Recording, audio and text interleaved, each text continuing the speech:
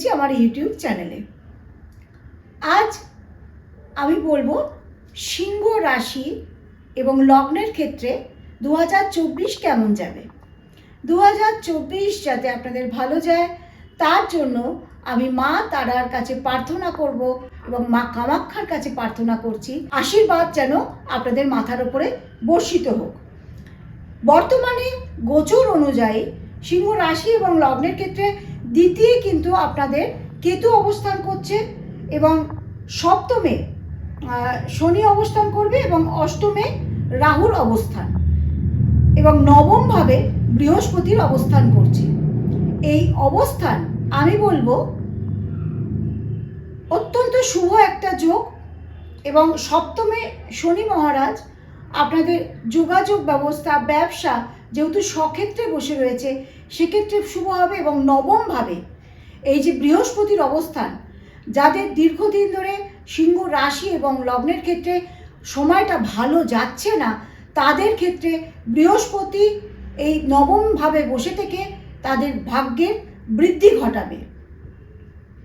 বৃহস্পতি অত্যন্ত একটা শুভ প্ল্যানেট যে কিনা না হওয়া কাজ শুভ যোগাযোগ সব দিক থেকে তাদেরকে যোগাযোগ করে এবং বৃহস্পতি নবমভাবে বসে থেকে যারা দীর্ঘদিন ধরে এডুকেশন লাইনের জন্য চেষ্টা করছিলেন তাদের কিন্তু ভালো হবে এবং রাহু অষ্টমভাবে বসে থেকে তাদের একটু কাজের যে কোনো যোগাযোগ হয়তো আপনাদের সেইখানে বিভ্রান্তি ঘটাতে পারে, কিন্তু সেটা নিয়ে চিন্তা হওয়ার কারণ নেই। আমি যারা এখনও আমার এই চ্যানেলটিকে সাবস্ক্রাইব করেনি তারা এখনই সাবস্ক্রাইব করুন এবং পাশে থাকা বেল আইকনটিকে প্রেস করে দেবেন। এবার আমি বলবো সিংহ লগ্ন এবং রাশির ক্ষেত্রে যারা এখনও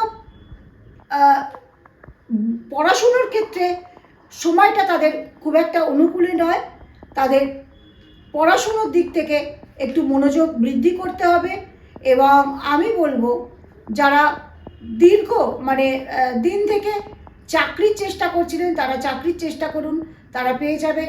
শরীর স্বাস্থ্য মোটামুটি ভালো যাবে, পেটের সমস্যা হওয়ার কিন্তু খুব যোগ রয়েছে। আমি বলবো ফাস্টফুড একদম খাবেন না, খাওয়ার দাওয়ার সব কিছু এড়িয়ে চলুন, খাবার দিকে একটু সচেতন হন আর কি, ভাজা ভুজি এইসব খাবেন না। যারা ঠিকঠাক মতো শরীরের যত্ন দেবেন তারা আশা করছি শরীর স্বাস্থ্য তাদের ভালো থাকবে। সিংহ রাশি এবং লগ্নের ক্ষেত্রে আমি বলবো আপনারা প্রত্যেক দিন শিবের মাথায় জল ঢালুন এবং শিব পুজো করুন, ভালো থাকবেন তাতে। 2024 আপনাদের ভালো কাটুক, মায়ের কাছে এই প্রার্থনাই করি। সবাই ভালো থাকবেন।